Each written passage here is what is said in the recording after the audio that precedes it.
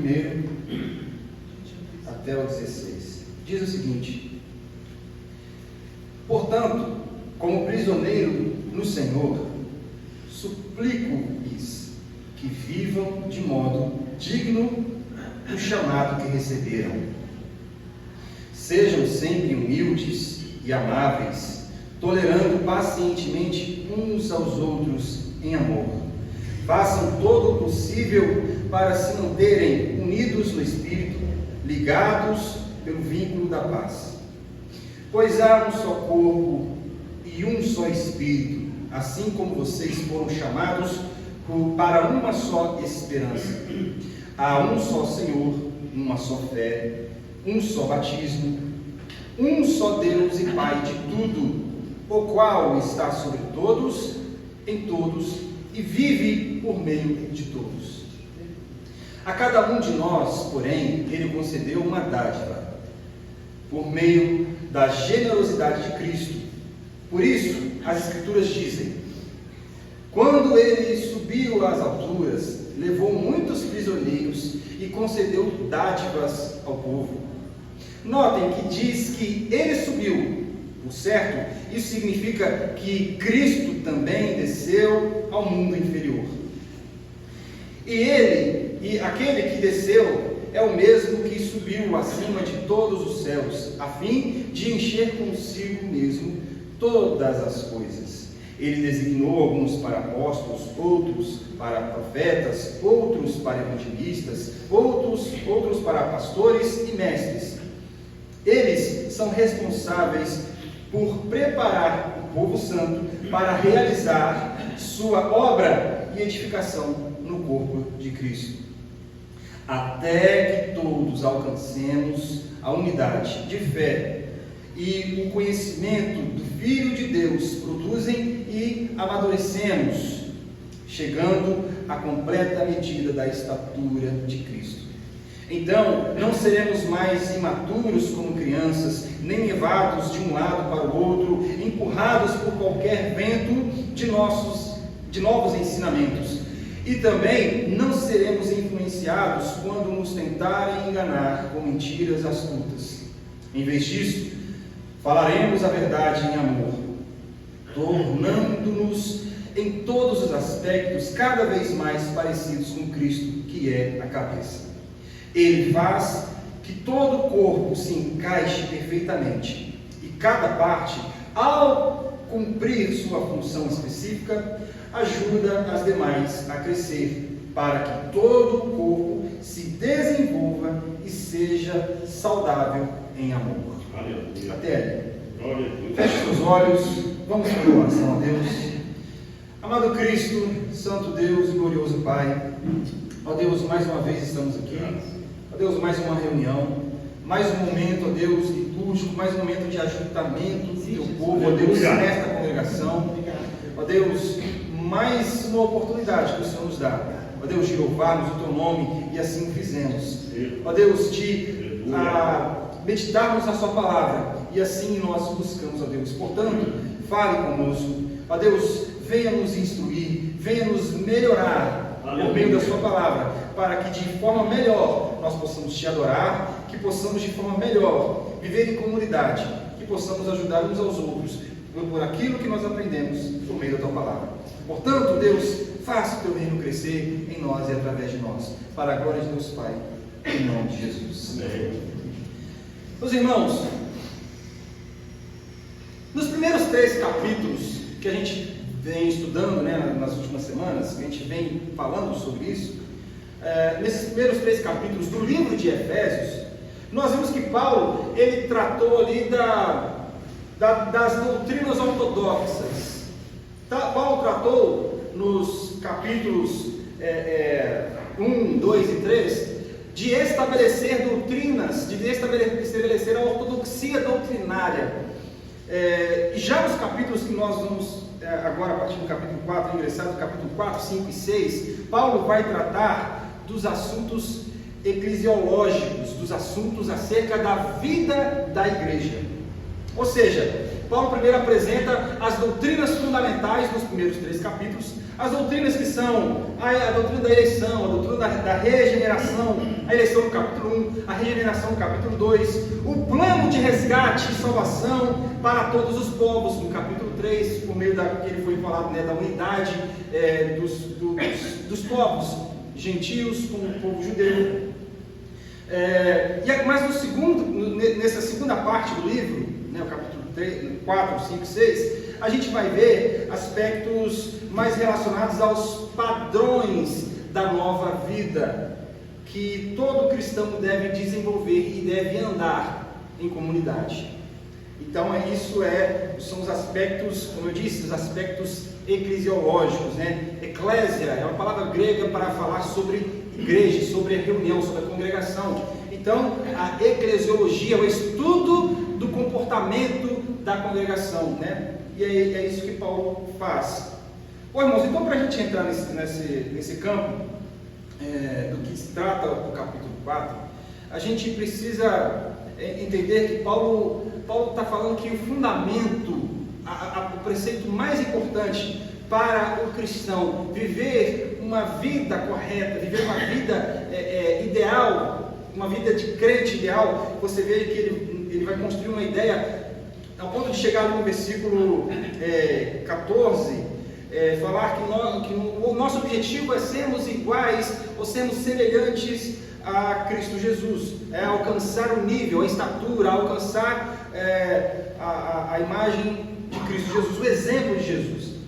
Só que para isso ele fala que existe um meio, um método, existe uma maneira, existe uma forma para a qual nós devemos andar, existe um caminho pelo qual nós devemos percorrer. A gente falou na semana passada sobre a questão da vida progressiva, né? O crente deve viver e deve construir uma vida progressiva em Deus. Você deve se converter, você deve buscar, a partir da sua conversão, buscar uma vida contínua de aprendizado e contínua de relacionamento com Deus. Você deve se aproximar cada vez mais em Deus, ou se aproximar cada vez mais a Deus. Isso é uma vida progressiva, nós devemos continuar, crescer, né? Nunca retroceder, porque os Hebreus capítulo 10 mesmo fala, né? Nós não somos dos que retrocedem, nós não voltamos para os preceitos antigos, nós somos chamados para avançar. Bom, e para isso a gente precisa ter uma ideia, por exemplo, quando alguém compra um equipamento, um carro, ou um objeto elétrico, um eletrodoméstico, ou algum objeto, algum utensílio, o que vem junto com esse objeto? Vem um manual de instruções. Pois bem, o crente, quando ele se converte, o crente, ele recebe também um manual de instrução, que é a palavra de Deus, que é a Bíblia, nos seus 66 livros, tem ali um manual completo para saber como eu devo pensar, como eu devo falar, como eu devo agir, como deve ser meu comportamento. Ora, a gente vê nos evangelhos, por exemplo, em Mateus, Marcos, João, Lucas, a gente vê a vida de Jesus. E se Paulo está dizendo que nós devemos alcançar o exemplo de Jesus, significa que a gente precisa ler o nosso manual. A gente não pode comprar, por exemplo, um equipamento e já ir logo usando sem antes ler como manusear o equipamento. Antes de você dirigir um carro que você acabou de comprar, você precisa ler o manual, ver, entender como é que é o carro, antes de você sair por aí dirigindo com tudo, né? Bom, geralmente o ser humano tem essa tendência de não se importar muito com as regras ou as diretrizes ou as instruções que tem nos manuais, e as pessoas já, tipo assim, vamos aprender. Eu faço muito isso. Às vezes quando eu vou montar móveis em casa, né, Lava sabe, eu sei montar, no meio do caminho vai dar errado, vai ter uma pecinha ali que vai faltar, vai ter um negocinho que eu poxa, por que eu não li o manual, agora eu vou ter que voltar a desmontar e encaixar aquela peça que é pequena, mas é fundamental. Irmãos, nós recebemos de Deus ao nos convertermos, quando nós nos convertemos a Cristo Jesus, nós recebemos o seu Evangelho, a sua palavra, a palavra de Deus contida, muito bem compilada, toda fechada na Bíblia. O problema é, às vezes, quando nós insistimos em viver uma vida à nossa maneira, insistimos em conduzir a construção ou a montagem de um armário, ou a montagem da nossa vida, sem antes analisarmos item por item do que o manual da nossa vida nos fala. Então, observe comigo. Paulo, portanto, ele diz: vivam de modo digno. Versículo 1. Portanto, como prisioneiro do Senhor, suplico-lhes que vivam de modo digno do chamado que receberam. Ou seja, nós fomos chamados, e nós recebemos um chamado, e existe uma maneira muito bem estabelecida para vivermos. Nós não fomos chamados para continuarmos vivendo a nossa vida à nossa própria maneira. Nós não fomos chamados para seguir a nossa vida do jeito que bem entendemos.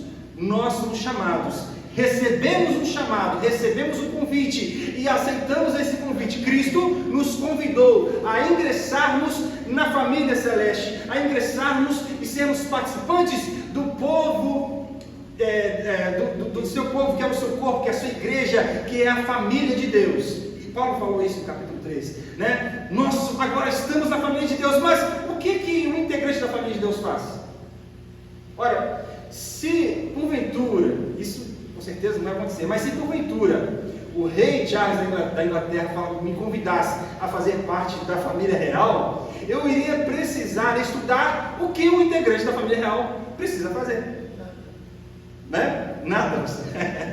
Mas enfim, é nesses termos, irmãos, nós não fomos convidados ao Evangelho para continuarmos vivendo a nossa vida, a nossa maneira. Existe um manual, existem instruções para a nossa vida, existe uma nova ideia, uma nova mente que precisa ser colocada na nossa mente, a mente de Cristo em nós. Portanto, esse viver de modo digno é seguir o manual, é seguir a palavra de Deus, é seguir o Evangelho. Viver de modo digno, que Paulo está falando aqui, é ter uma regra da qual nós somos medidos. Existe um padrão a ser seguido, existe uma régua que nós podemos medir se a nossa vida está apontando para a direção certa, se nós estamos crescendo na direção certa, se nós estamos crescendo de forma correta. Porque um crescimento fora do padrão é uma anomalia, é um crescimento fora do padrão normal. Nós, para não crescer, e geralmente isso em termos biológicos aí, e medicinais, é a questão do câncer. O que são células que crescem de forma desordenada? Irmãos, nós, enquanto cristãos, nós não podemos crescer ou viver nossa vida de forma aleatória. Existe um manual, existe uma maneira, existe um chamado, existe um propósito, existe um modo. Veja, Paulo coloca aqui na questão de modelo, exige um modo. Portanto, como prisioneiro do Senhor Jesus, suplico-lhes que vivam o modelo de Cristo Jesus, o modelo que vocês foram chamados para viver, que vocês receberam, é o modelo de Cristo. Viver de modo digno essa palavra digno, significa uma ideia de balanço, de você balancear a coisa. Você não pode pender para um lado, não pode pender para o outro, tem que estar em equilíbrio. Devemos estar em equilíbrio com a palavra de Deus. Se nós vivermos a nossa vida religiosamente, muito rígido religioso, é muito religiosismo, é muita religiosidade, está pendendo para um lado que não é o padrão da palavra de Deus. Mas também, se nós vivemos nossa vida muito carnal, uma vida muito mundana, absolutamente está fora dos padrões de Deus. A palavra digno aqui significa viver o equilíbrio, o ponto certo que a palavra do Evangelho de Deus nos coloca. Vivermos na maneira certa, no modo correto. O Evangelho, a nossa vida cristã é aqui. O Evangelho É muito lá em cima. O nosso pensamento, a palavra de Deus fala isso, né? Olha, os meus pensamentos são maiores que os seus. Os meus caminhos são infinitamente melhores do que os seus caminhos. Né? Já dizia Ravi Specter, né? Vocês, o comum é aqui, eu gosto aqui. Né? Ravi Specter é um personagem de uma série muito boa, por sinal, Suits, né? Que ele faz essa provocação. Olha, você gosta de viver aqui? Não, eu gosto de viver aqui.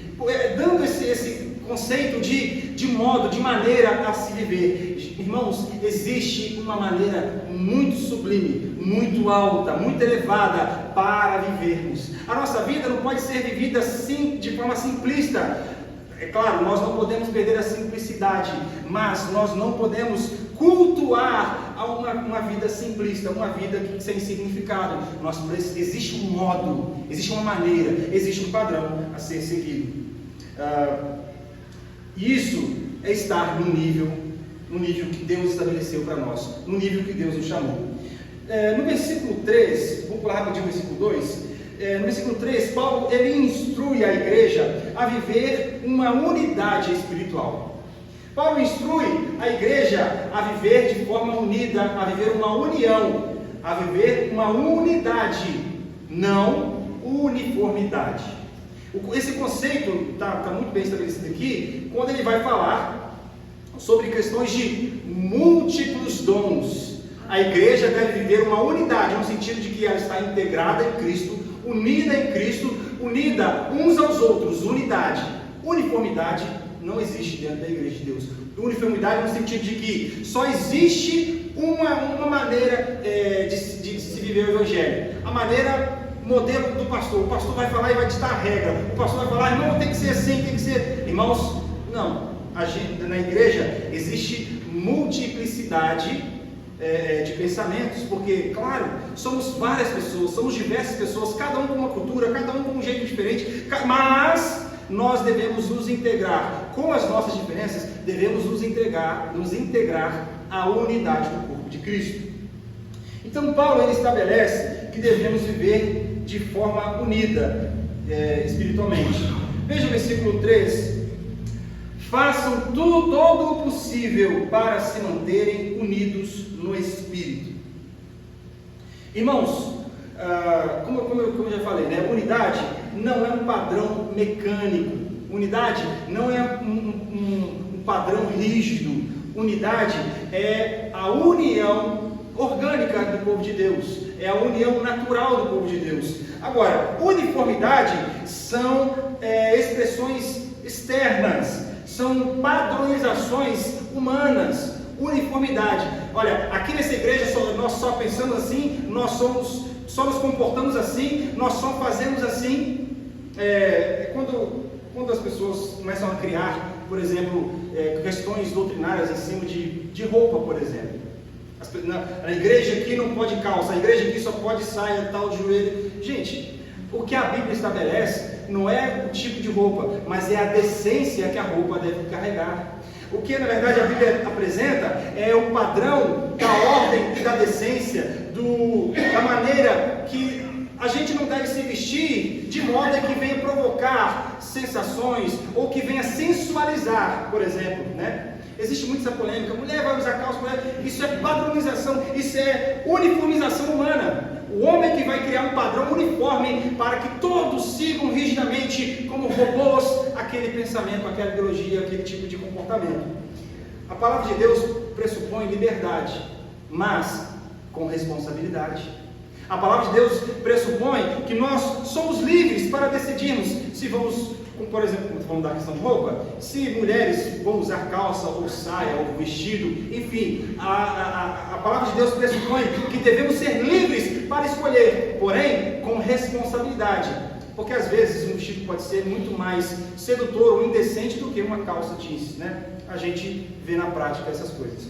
Mas enfim, aqui a unidade não é algo rígido, é uma unidade criada pelo Espírito Santo, mas que deve ser preservada pela igreja. Veja o versículo 3 mais uma vez. Façam todo o possível para se manterem unidos no Espírito. Ou seja, quem que nos uniu? O Espírito Santo. Quem que trouxe-nos aqui? Quem que entrelaçou as nossas histórias? Quem que nos fez conhecer e coincidir com esse momento, estarmos aqui unidos e sermos participantes? Talvez, se a gente não estivesse unidos no Senhor Jesus, talvez a gente nem se encontraria nas esquinas dessa cidade. Apesar de Búzios ser pequena, né? Mas esse é um fato. O que nos une? O que nos uniu? Nós nos encontramos aleatoriamente por coincidência? Não. Nós somos unidos pela ação do Espírito Santo. Mas a manutenção dessa unidade deve cair sobre os nossos ombros. Nós devemos ter responsabilidade pela manutenção dessa unidade. Façam todo o possível para se manterem. Veja como Paulo está falando, jogando essa responsabilidade para os crentes. É assim, Deus, o Espírito Santo uniu vocês, mas vocês são responsáveis para manterem essa unidade, para manterem a união, para manterem a paz no meio de vocês. Façam todo o possível para se manterem unidos no Espírito Santo, ligados pelo vínculo da paz. Irmãos, viver uma vida de igreja não é viver uma vida aleatória, não é viver uma vida do jeito que eu quero. Eu vou lá na igreja e não quero saber se esse irmão concorda com esse tipo de roupa ou não. Falta de responsabilidade. O apóstolo Paulo fala isso. Olha, se você faz uma coisa que vai levar o seu irmão a um escândalo, você é o responsável pelo escândalo do seu irmão. Você que está levando o seu irmão ao erro, ao pecado. Por quê? Porque na nossa unidade deve ter a responsabilidade, porque veja, Paulo está dizendo, façam o possível para manterem. Nós devemos fazer todo o possível. Se precisarmos abrir mão dos nossos direitos, se precisarmos abrir mão das nossas liberdades individuais, para não ferir a ideologia do irmão, para não ferir a mente do irmão, para não levar o nosso irmão ao pecado, a murmuração ou qualquer tipo de sensação assim, nós devemos não praticar, não fazer, devemos ser cautelosos. Irmãos, devemos ter responsabilidade na nossa unidade.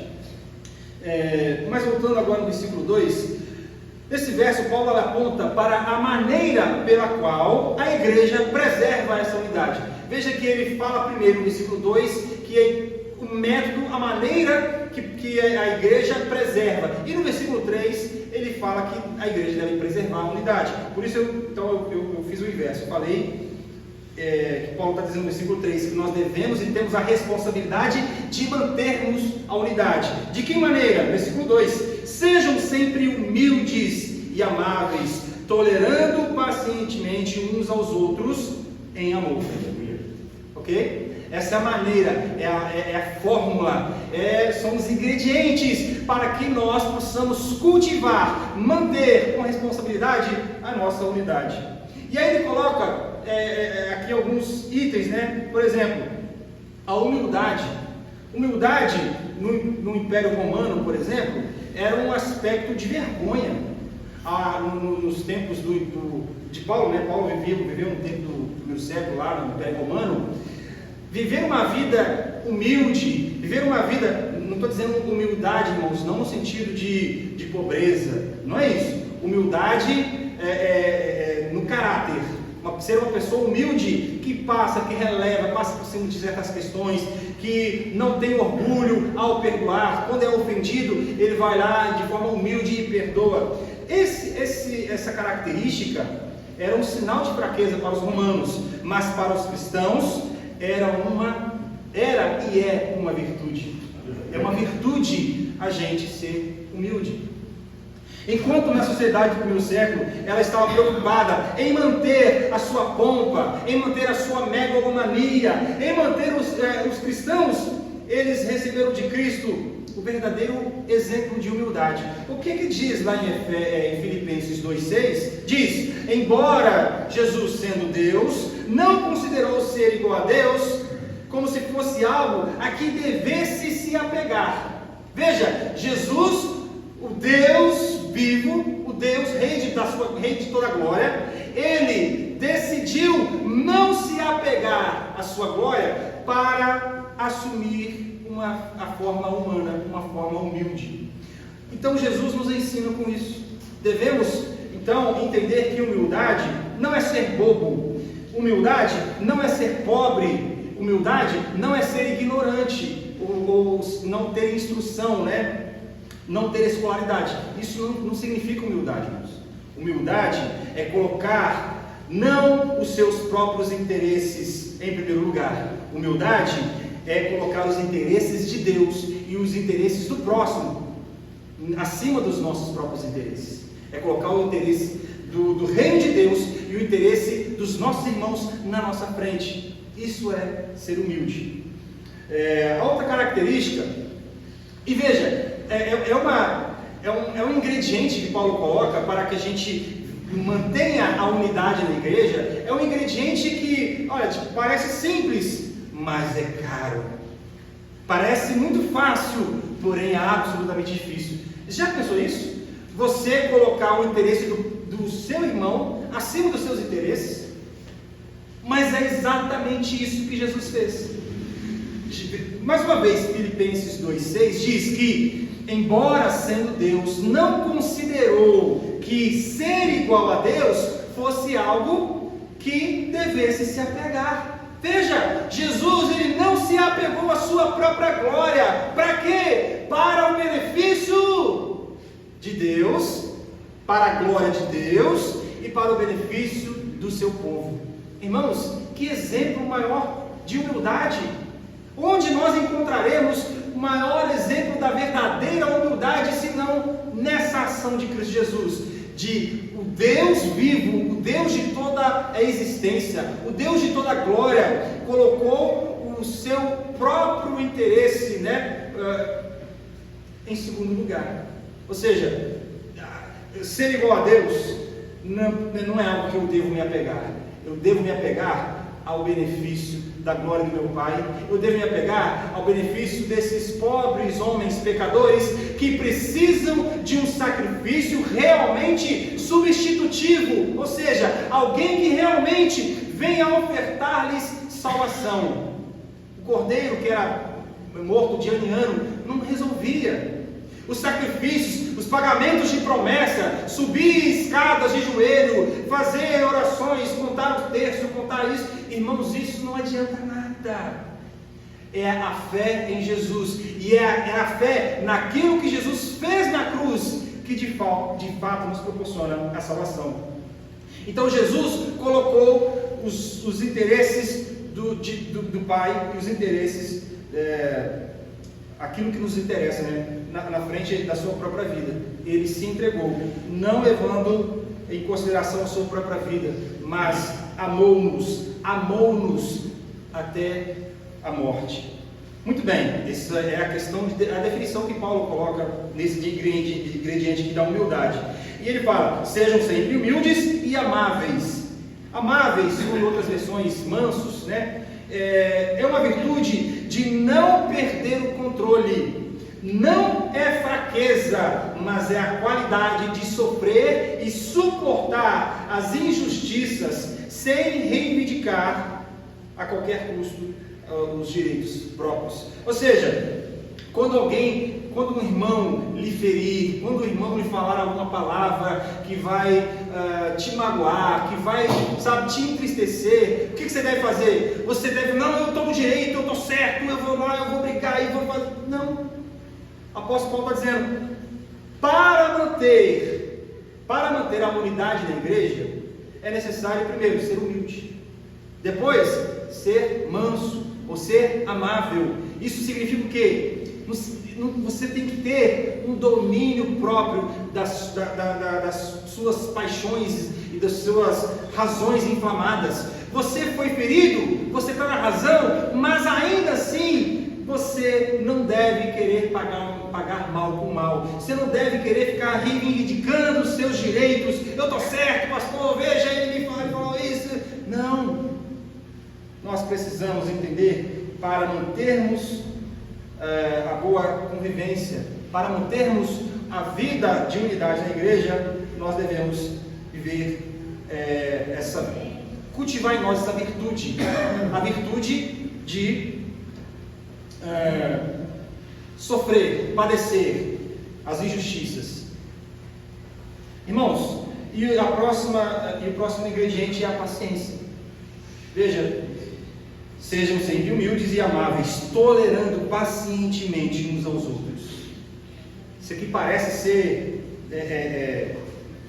bem polêmico, né? Porque a gente quando às vezes não gosta da pessoa, a gente fala, seria só tolero. E aí, ironicamente, fala, seria eu tolero em amor. Mas, às vezes o sentimento por trás das palavras são outros, né? Irmãos, mas Paulo fala que nós devemos ter paciência.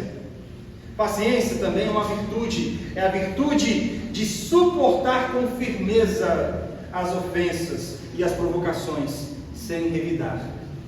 Às vezes a gente quer pagar a mesma moeda, às vezes a gente quer dar o troco das ofensas, mas Paulo está dizendo, seja firme na sua paciência, seja firme no seu procedimento, não busque inflamar a unidade da igreja, querendo pagar mal com mal. Seja paciente uns com os outros em amor.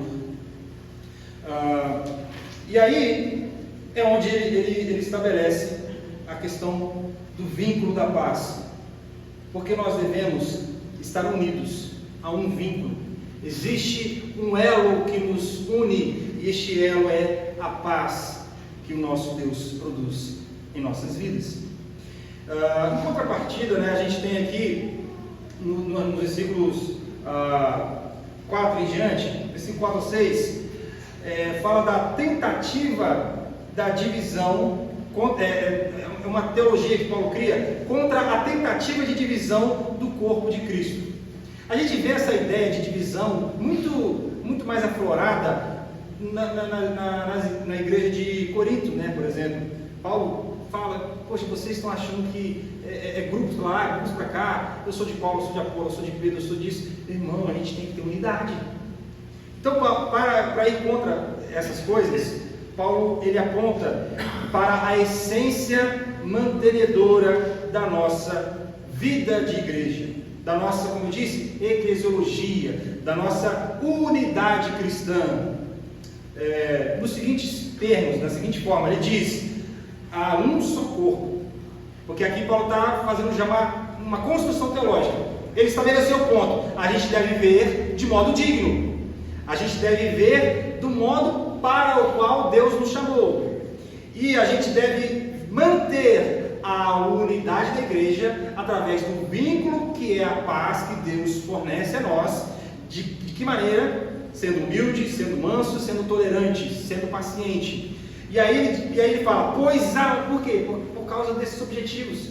Pois há um só corpo, não pode haver divisões. A gente tem, irmãos, essas questões de placas denominacionais, muitas placas, e às vezes a gente não concorda em teologias aqui e acolá, mas a gente nunca pode entrar nesse pensamento assim, olha, eu sou da igreja A, que é a igreja correta, a igreja B não é uma igreja correta.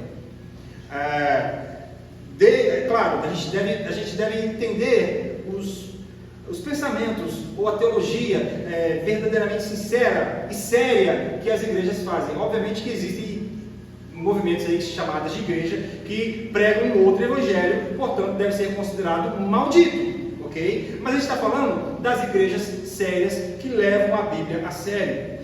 E aí a ideia é que há um só corpo. Apesar de termos muitas denominações, a gente deve ter sempre em mente que é um só corpo, é uma só igreja, é uma só congregação de Cristo, apesar de termos várias denominações. É um só Espírito. Acompanhe, veja o versículo 4, pois há um só corpo e um só Espírito. Que Espírito? A divindade que habita em nós. Nós somos unidos por meio do Espírito Santo de Deus. O mesmo Espírito que habita em mim, habita em você. Nós compartilhamos do mesmo Espírito. Você não foi chamado por um outro Espírito. Eu não fui chamado por um outro Espírito. Nós compartilhamos do mesmo Espírito de Deus. Há uma só esperança. Irmãos, esperança aqui é a salvação futura, é a vida de Cristo, é a ressurreição do último dia, é a vida eterna, são os novos céus e a nova terra. Nós compartilhamos dessa mesma esperança, porque se nós não esperamos exatamente essas mesmas coisas, o que cada um de nós vamos esperar? Nós estamos aqui unidos por causa que somos um só corpo. Estamos aqui unidos porque fomos chamados pelo mesmo Espírito. Estamos aqui unidos porque temos a mesma esperança. Temos a mesma esperança de irmos para o mesmo lugar. Temos a mesma esperança de estarmos juntos eternamente ao lado de Deus, no mesmo lugar, no novo céu e na nova terra. Nós temos um só Senhor. Aqui, Senhor, é a palavra Kyrios, né? A ideia de Roma, a ideia romanista na época dos imperadores é que o povo devia enxergar o imperador como Kyrios, como o Senhor das pessoas. Mas na igreja nós temos um só Senhor, não é o imperador, não é o presidente da república, não é muito menos o pastor dirigente da igreja. O único Senhor da igreja é o Senhor e Salvador Jesus Cristo. É só Jesus que venceu a morte, não foi o imperador. Só Jesus que nos substituiu e tirou de nós o nosso pecado e imputou em nós a justiça dele. Não foi ninguém fora de Cristo Jesus. Nós temos uma só fé. Veja, Paulo ele vai construindo então a ideia. Nós devemos viver unidos e devemos manter a nossa unidade, porque nós temos em comum a mesma fé, temos em comum o mesmo Senhor, temos em comum a mesma esperança. A mesma fé, irmãos, é a maneira somente pela qual nós alcançamos a vida, a vitória, nós alcançamos a salvação, é a fé no Filho de Deus, a fé em Cristo Jesus. Um só batismo. O que é isso? É o batismo nas águas? O batismo, irmãos, para a gente é o batismo de aspersão. Não, para nós é o batismo de imersão. Não é esse batismo que Paulo está falando. É o batismo regenerador do Espírito Santo de Deus. É um só batismo no sentido de que é a regeneração do coração, é a união em Cristo operada pelo Espírito Santo. Por isso, um só batismo. Nós fomos batizados ao nos unirmos em Cristo Jesus e juntos nos unirmos uns aos outros para sermos corpo de Cristo. É isso, é ser batizado no coração pelo Espírito Santo de Deus. E temos um só Deus, temos um só Senhor, o Deus sobre todos, o Deus que age em todos, o Deus que por meio de todos e está em todos, todos que confessam o nome de Jesus. Glória a Deus. Irmãos, aí no versículo 7 ao 8, Paulo ele constrói aqui a ideia do o mesmo Deus que promove e que possibilita para nós a unidade pelos seus meios de graça, né, por esses métodos, a união, o corpo místico de Cristo, a nossa união com o Espírito, a esperança, a ideia do nosso Senhor Jesus, a nossa fé, o batismo operado pelo Espírito Santo. Esses meios Deus nos dá livremente, mas também nos dá a diversidade de dons como um reflexo da sua soberania e da sua sabedoria. Veja, a multiplicidade de dons reflete a grandiosidade da sabedoria de Deus. Por que nós temos muitos dons e variados dons? Por que Deus distribui dons para cada um de forma distinta? Ou seja, Deus não é monocromático no sentido da sua sabedoria ou da sua fugiu a palavra, a sua criatividade, vamos dizer assim. Deus, ele é muito criativo. Veja quantas plantas, quantas cores, quantas espécies, quantos animais. Vejam a diversidade do mundo, da fauna, das coisas criadas. Deus, ele é infinitamente criativo em tudo que ele cria.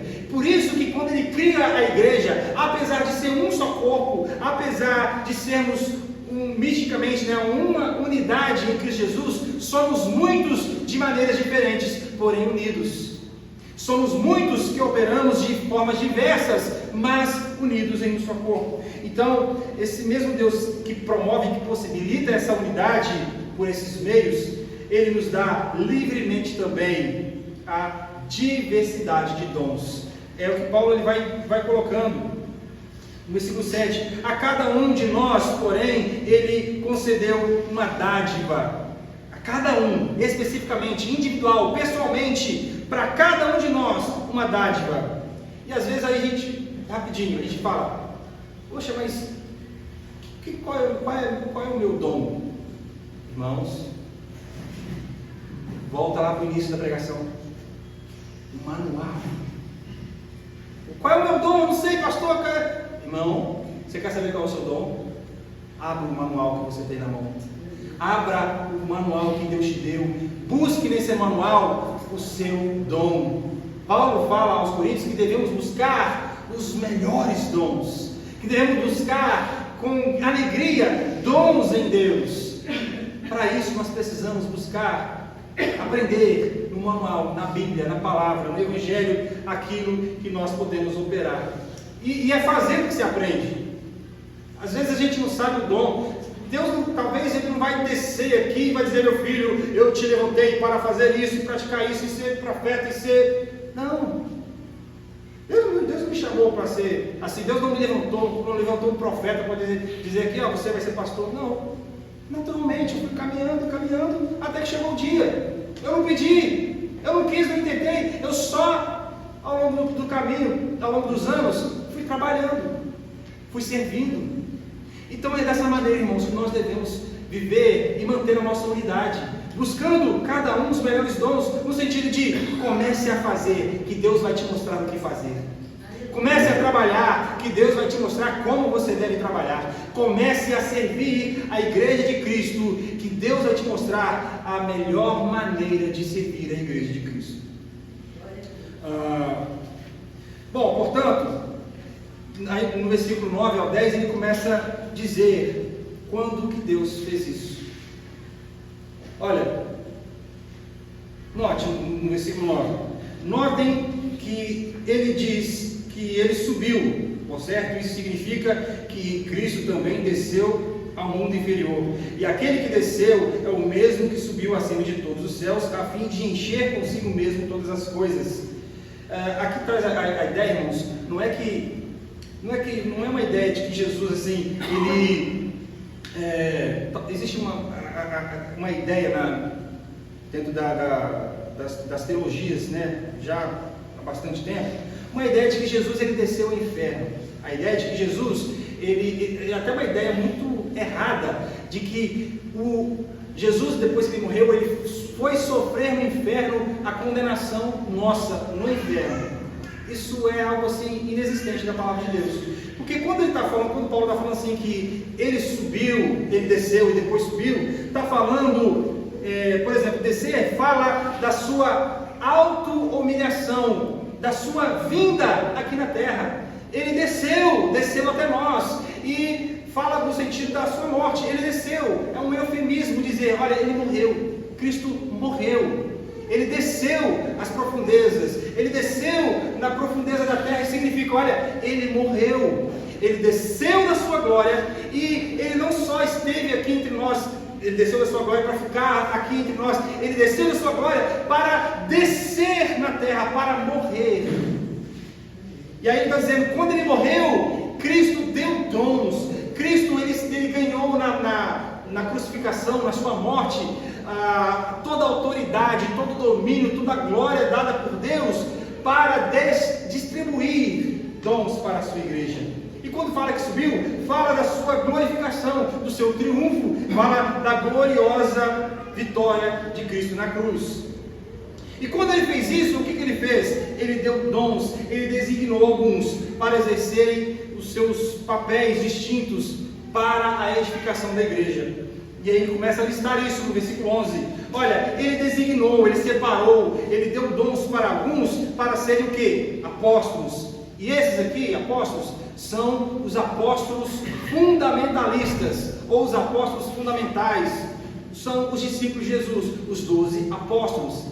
Somente eles foram apóstolos, porque Paulo fala que para ser apóstolo precisa ter visto Jesus, precisa ter sido comissionado por Jesus. Então, esse chamado é um chamado apostólico muito, mas muito restrito aos 12 discípulos de Jesus. E aí ele chamou alguns para apóstolos, outros para profetas. Os profetas era uma outra classe de cristãos lá no primeiro século que ajudavam os apóstolos a trazer a revelação. Veja, a gente não tinha no primeiro século o Novo Testamento, por exemplo, todo redigido, todo escrito, porque esse Novo Testamento estava sendo produzido. E como é que Deus produziu isso? Por meio dos apóstolos e dos profetas. Os profetas recebiam as suas inspirações divinas e transmitia esses oráculos, essas revelações dadas por Deus para a igreja. E aí tudo foi escrito, registrado. Portanto, esse ministério apostólico e esse ministério profético que Paulo está listando aqui, foi um ministério muito específico do primeiro século. Mas ele coloca uma outra classe, a classe dos evangelistas. Quem são estes? Aqueles que tinham o papel de pregar o Evangelho. E isso existe até os dias de hoje. Nós só estamos aqui porque existiram ao longo da história vários evangelistas, vários missionários. Só existe nas 7 igrejas lá no Ceará porque o pastor João foi lá e desbravou, evangelizou e pregou e levou o Evangelho lá. A gente precisa andar nesse caminho, buscar esses dons. A gente precisa desenvolver isso. Irmãos, o Evangelho está aí para ser pregado e existe um campo enorme, pois grande é a seara, mas poucos são os ceifeiros. Mas Deus nos chamou para pregar o seu Evangelho, para sermos evangelistas. Pastores e mestres, falo aqui de outro grupo, era um grupo de pessoas, de líderes que consolidavam, ou seja, os apóstolos e os profetas iam, inauguravam ou plantavam as igrejas, estabeleciam as doutrinas, produziam o Novo Testamento. Os evangelistas, eles vão e levando adiante a mensagem do Evangelho a novas pessoas, buscando novos crentes, buscando novos convertidos. E os pastores e os mestres, o que eles faziam? Eles consolidavam todo esse povo. As pessoas que chegavam, as pessoas que eram introduzidas nas igrejas, os pastores tinham a responsabilidade de cuidá-las, ok? Então, isso é a responsabilidade. Veja no versículo que ele fala, em 12: eles são responsáveis por preparar o povo santo para realizar a sua obra e edificar o corpo de Cristo. Irmãos, é responsabilidade.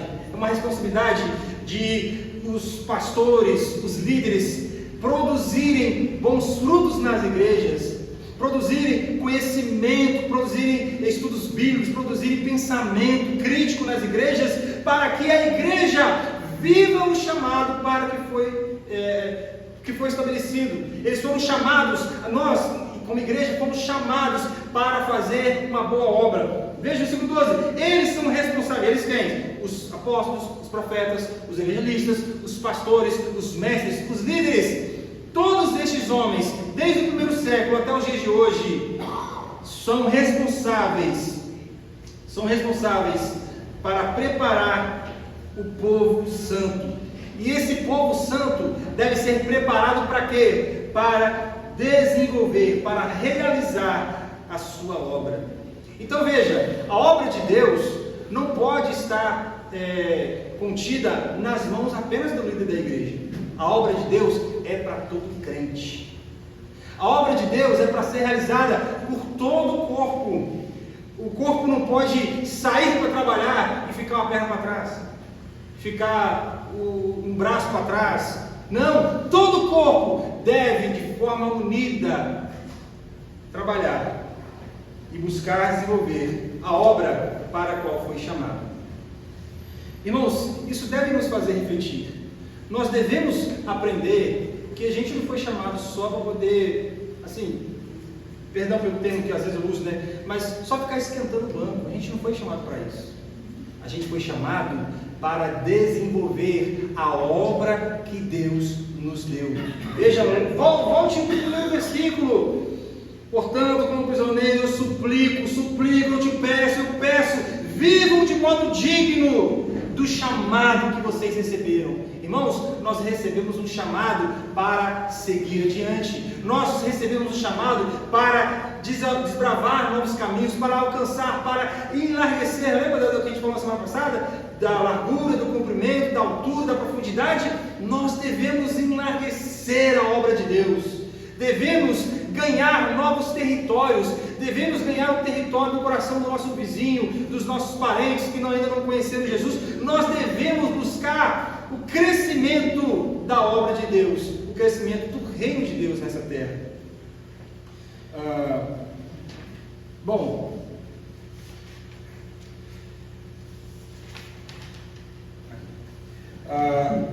Então, irmãos, nós devemos fazer isso até quando? Até quando nós devemos progredir na nossa vida?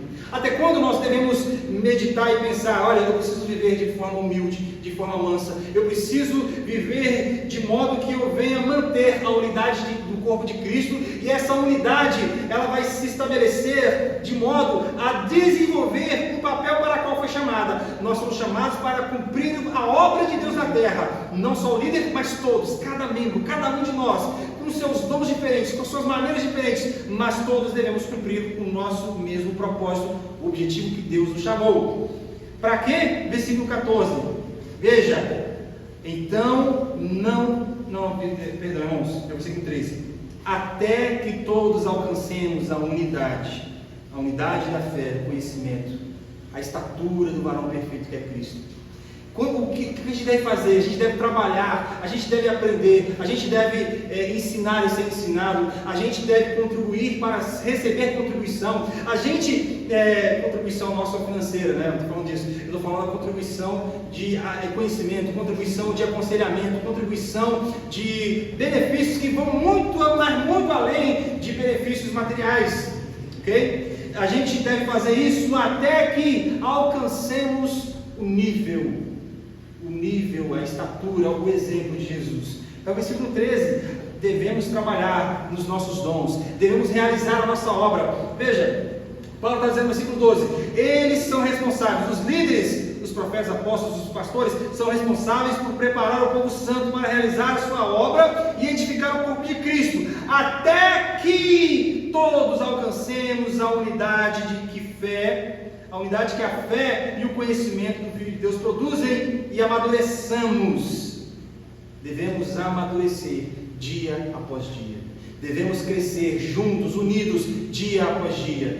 Uma perna não pode crescer maior do que a outra. Um braço, um dedo não pode crescer maior do que o outro. Nós todos, de forma orgânica, devemos crescer juntos, de maneira natural. Então, não seremos mais, ou seja, quando nós alcançamos essa estatura, quando nós alcançamos esse nível, quando nós alcançamos essa maneira orgânica de crescimento, crescendo junto, crescendo para o mesmo propósito, crescendo com o mesmo objetivo, o versículo 14 diz, então não seremos mais imaturos como crianças.